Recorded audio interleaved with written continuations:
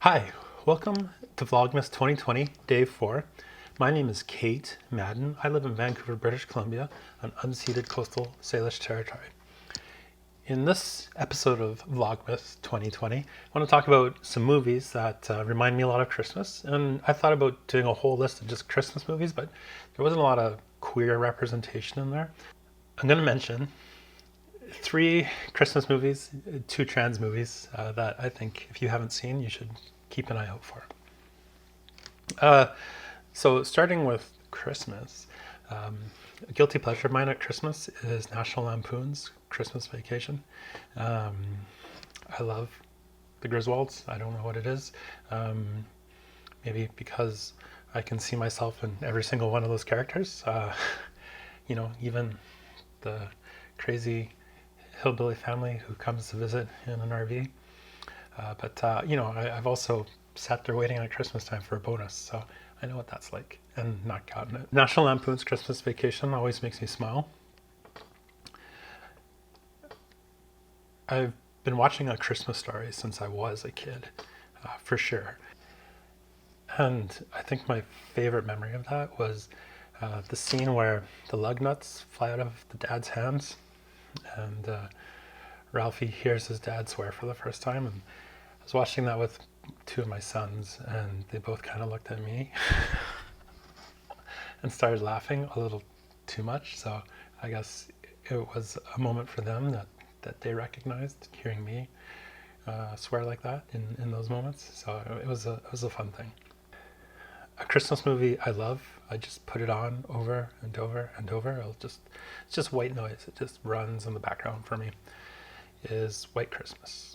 I love those old musicals. I love Bing Crosby, Danny Kaye, Rosemary Clooney, and of course Vera Ellen. And like her waist must have been like this. Oh my God, I can't imagine wearing some of those dresses. But yeah, I love all the setups in it, the songs, just the fun of the 4 characters playing off each other. And it's just a great movie to put on in the background, just as white noise for Christmas. Honorable mention would go to Love Actually. Almost made the list, but I watched it recently and it didn't remind me a lot of the early 2000s and a lot of things that I'd like to keep in the early 2000s. Although that one song near the end there, Joni Mitchell's Both Sides Now, is a song that will cut me to the bone and bring me to tears. Like it's a brilliant tune. But love is actually all around us for sure, and it's a great ending of the movie because it's true. But yeah, a little too cheesy for me.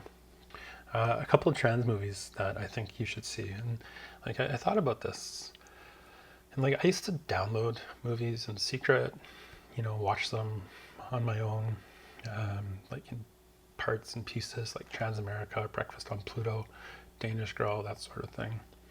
But the commonality between all those stories that I recognize now that I couldn't recognize at the time is that they're all trans stories that are told by cisgender actors. And if there's one thing I've really come to appreciate over the last couple of years is that as a trans person or as a community, we need to be able to tell our own stories. Yeah, I tried watching Transamerica the other day, and I couldn't get past 10 minutes of it. It was just really hard to watch, and I don't think Felicity Huffman, like, it was 15 years ago. I'll give it a pass, I guess, but it wasn't a great movie.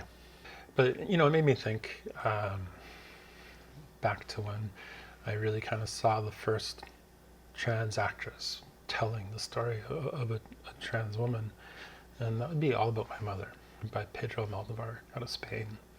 And I saw it in the late 90s. Pretty sure it was late 90s, early 2000s. But it tells the story of a couple of Spanish sex workers, and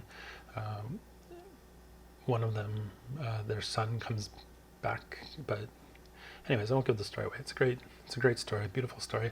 Pedro Almodovar is one of my favorite directors. So yeah, just look him up on IMDb and watch any of his movies. You'll like them all, I promise. A movie that was heartbreaking for me to watch. I watched it soon after I came out, went full time. Was A Fantastic Woman. I just to see the way Daniela Vega played that character, she captured a lot of universal experiences and emotions. I think that a lot of us experience as we transition and we lose where we came from.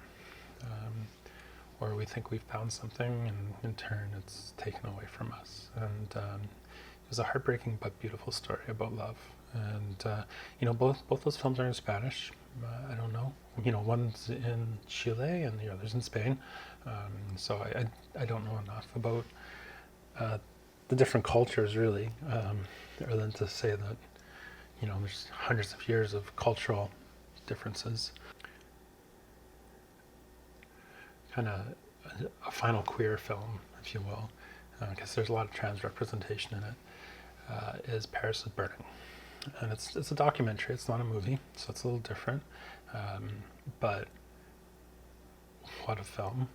I watched it as a teenager, 16, 17, late night on TV, flipping back and forth between channels, so nobody in my family would know I was watching it. My therapist recommended I watch it a couple of years ago, watched it again. Then I got to go to a Vogue ball last summer, before COVID. It was the most incredible experience I've ever had. It was just such a blast to be there, and I took some dance lessons where I learned how to Vogue, and that was a lot of fun as well. Just to move and build space on a dance floor, because that's what the arms are for, right? So anyways, those are some movie picks that I'm going to be watching over the holiday season here, both Christmas theme and trans representation and trans themes. So day 4, Vlogmas 2020. Thanks for watching. Thanks for tagging along.